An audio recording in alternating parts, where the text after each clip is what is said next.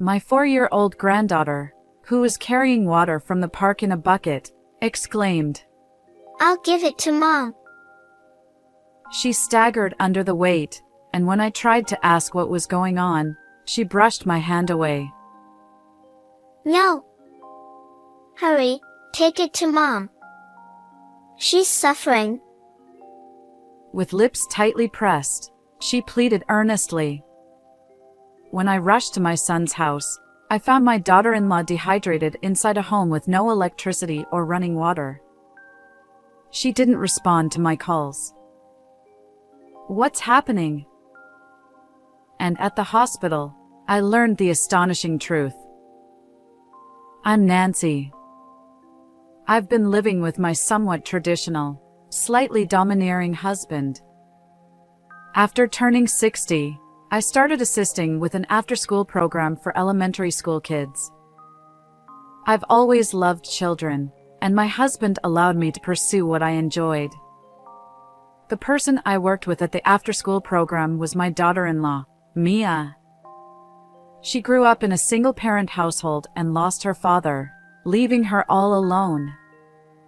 But she was incredibly beautiful, and somehow, we clicked. When I invited her over as a much younger friend, my son Michael fell head over heels for her, and their relationship quickly led to marriage. Mia was thrilled to become part of our real family. My son and daughter-in-law bought a house about 15 minutes away from ours. Nancy, there's a lovely French restaurant that just opened in town. Would you like to go together sometime? Certainly. Let's go. Mia often invited me out for lunch on our days off, and despite the stereotype of a strained mother-in-law relationship, we could talk about anything, just like real mother and daughter.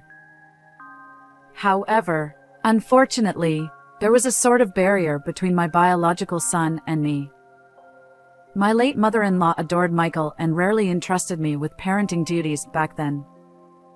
Watching her cold attitude toward me, he sensed a hint of mockery directed at me.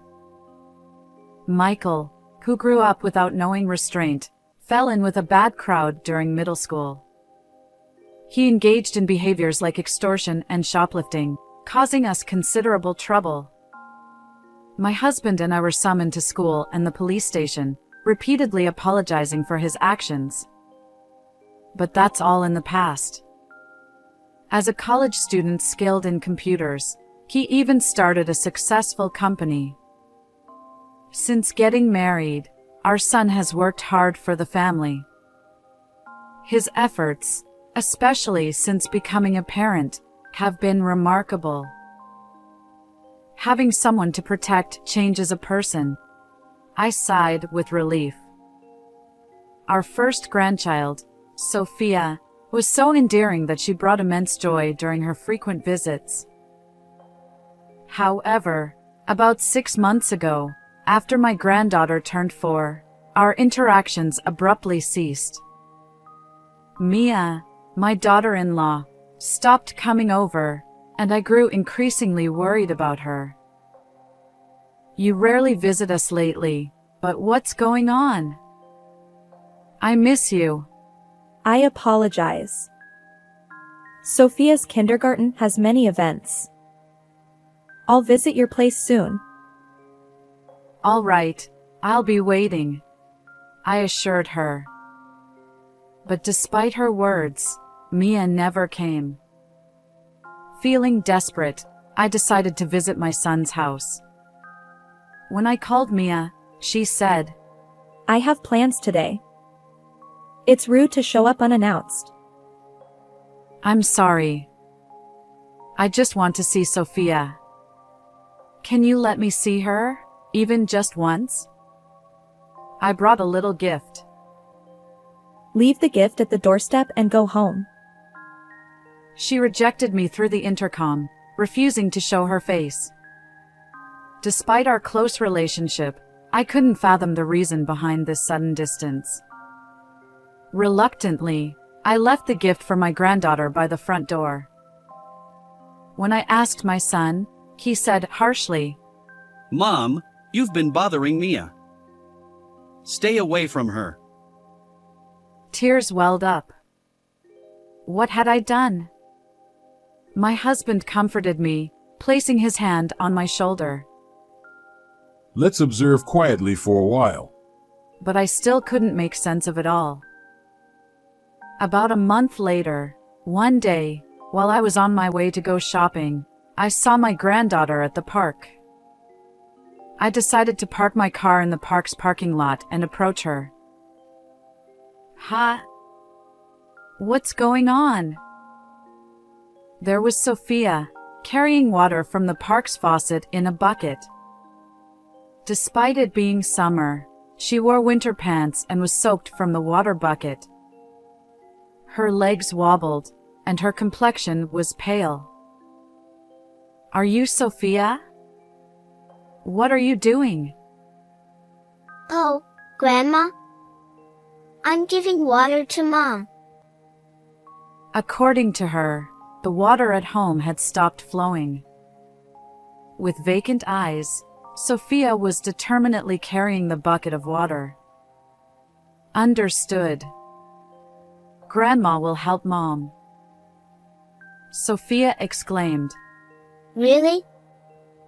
Hurry, help Mom. Together with my granddaughter, I rushed to my son's house. The front door was unlocked, and as she had said, there was no electricity or running water. "Mia! Where are you?" Sophia led me to a storage area under the stairs. There, my daughter-in-law lay sunken-eyed and dehydrated, her hands and feet bound, blood staining her mouth. "Mia! Stay with me." No matter how many times I called, my daughter-in-law didn't respond. I immediately called an ambulance. Desperate to inform my son, I tried calling him, but there was no answer. "Sophia, where's Dad?" Dad went somewhere. I should have given Mom water sooner. I'm sorry. Tears welled up in her eyes, and she couldn't share more details. When I contacted my husband, he was shocked but promised to come right away. Despite multiple calls, my son's phone remained unanswered. Finally, I reached his workplace, only to learn he was on a 2-week family vacation overseas. "What's going on?" He wouldn't return for another week, leaving me bewildered. The ambulance arrived, rushing my daughter-in-law to the hospital. Concerned about Sophia's pale complexion, we decided she should be examined too. And a few hours later, my husband and I were guided by a nurse to receive an explanation from the attending physician. Please don't be shocked.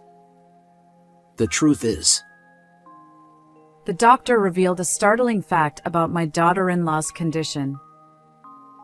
Could it be something like that? I questioned, doubting my own ears. Fortunately, our granddaughter Sophia, though malnourished, wasn't in immediate danger. However, my daughter-in-law remained critical. While my husband attended to Sophia, I diligently cared for her. "Mia, I'm here with you. Stay strong. You have Sophia, don't you?" I held her unconscious hand, continuing to reassure her. The next day, we finally managed to reach my son. My husband was with me, so I put the call on speakerphone and explained the situation to Michael. He seemed surprised, but also somewhat disgruntled. Wait, you called an ambulance? Why go to all that trouble? What? How can you say that? Aren't you worried about Mia's condition? I just thought it didn't need to be such a big deal. After all, both of them are alive. Michael mumbled something, and I couldn't quite catch the end. Mia is still unconscious. The doctor said if she doesn't wake up soon, they can't guarantee her survival. I informed him. I see. She's still unconscious. Why are you so fixated on that? And where are you, anyway? Despite the life-threatening situation, my son avoided discussing it, which infuriated me. When I asked your workplace, they said you were on a family vacation overseas. Who exactly is your family? His response was defensive. Huh? You called my workplace? This is ridiculous. Michael sighed in exasperation. Listen, Mom, you were probably fooled by Mia. She's a strong-willed woman who avoids household chores and parenting, just playing around. She's the worst wife. Could it be? Mom and Dad are being deceived. She's a terrible wife. That's why I went on a solo trip abroad. His words rushed out, and I felt a sense of unease. But Mia was tied up in the storage room. Something's not right. I insisted.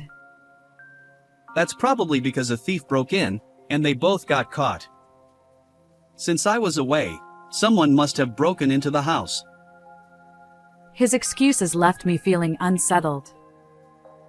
At that moment, my husband, who had been listening beside me, raised his voice sternly. Your wife's life is in danger. Stop dilly-dallying and come back immediately. Perhaps startled by his tone, my son abruptly hung up, and we couldn't reach him afterward. 5 days later, Michael finally contacted us from the airport. His return was significantly delayed, leaving me exasperated. A few hours later, he entered the hospital room.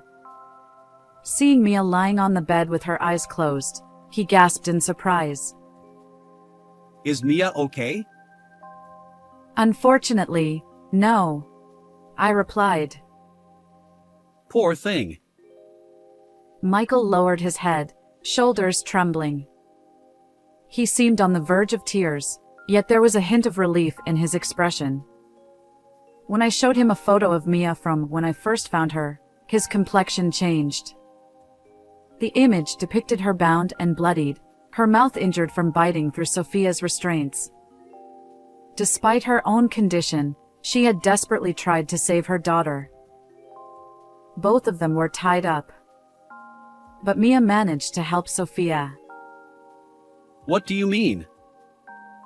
I recounted how Mia had used her teeth to free Sophia from the restraints, despite her own dire situation. Unbelievable. Michael muttered. His detached tone suggested he wanted to maintain the illusion that only a thief had harmed Mia and Sophia. But I couldn't hold back. Did you do this?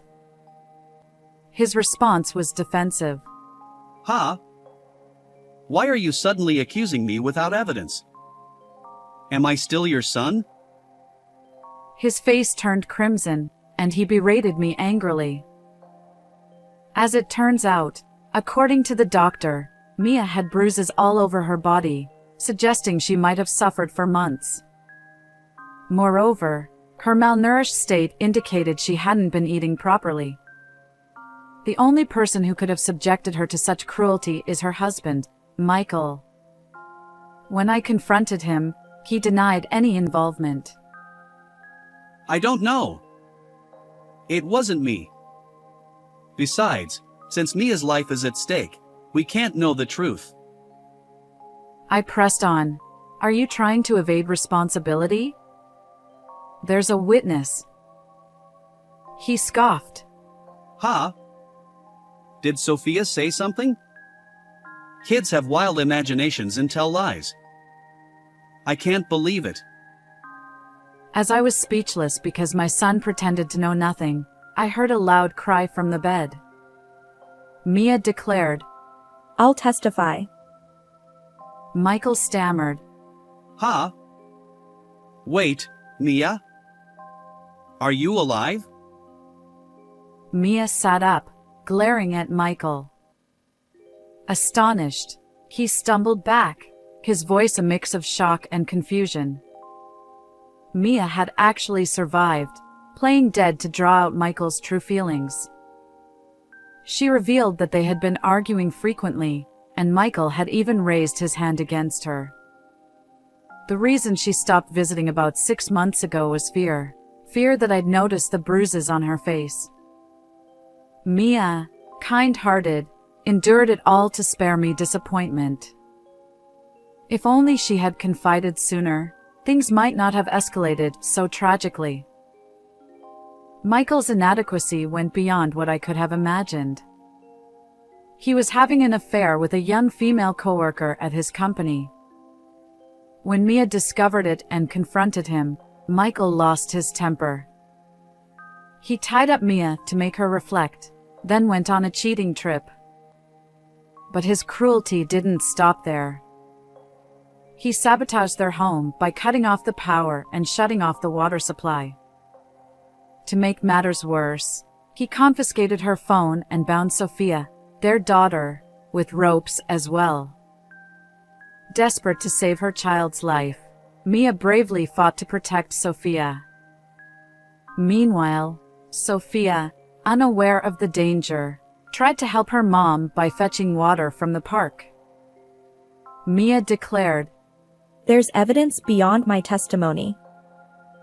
My daughter-in-law and I exchanged knowing glances and nodded in agreement. I then showed Michael a damning video I had received from her, a recording of him physically assaulting Mia. Ironically, Mia had used a baby monitor camera from Sophia's infancy to capture the evidence. I'm sorry. The affair was just a fling. I'll break it off and cherish Mia from now on. Unbelievable. No way. I'm reporting this to the police. Come on. Hey, Mom, ask Mia too. It'd be a problem if your only son got arrested, right? Realizing he couldn't escape, Michael turned to me for help. However, I doubted his sincerity in changing his ways. You've done irreparable harm to Mia and Sophia. Be honest with the police and face the consequences. Huh? Are you really my mom? You won't help me? Frustrated by Michael's anger directed at me, I was left speechless. Thankfully, my husband made the call, and Michael was taken away, wailing, by the police. Afterward, my son and Mia divorced. Michael was found guilty of mistreating his wife and daughter, and he ended up behind bars. Mia sought $20,000 in damages, $100,000 in child support, and a division of shared assets from my son. She also demanded $12,000 in damages from Michael's affair partner, a woman who worked under him at the company. Michael relinquished all properties he owned in his name, including the house and land, to his wife. He used the proceeds from selling the company to pay child support. Stripped of both money and reputation, he'll face challenges even after leaving prison. My husband and I severed ties with Michael. We legally adopted Mia and Sophia as our own children, intending to leave them our entire estate. Recently, seeing Mia and Sophia's smiles has been a source of comfort. We hope to continue living positively and harmoniously as a family. How did you find this story? If you enjoyed it, consider subscribing to our channel. See you in the next video.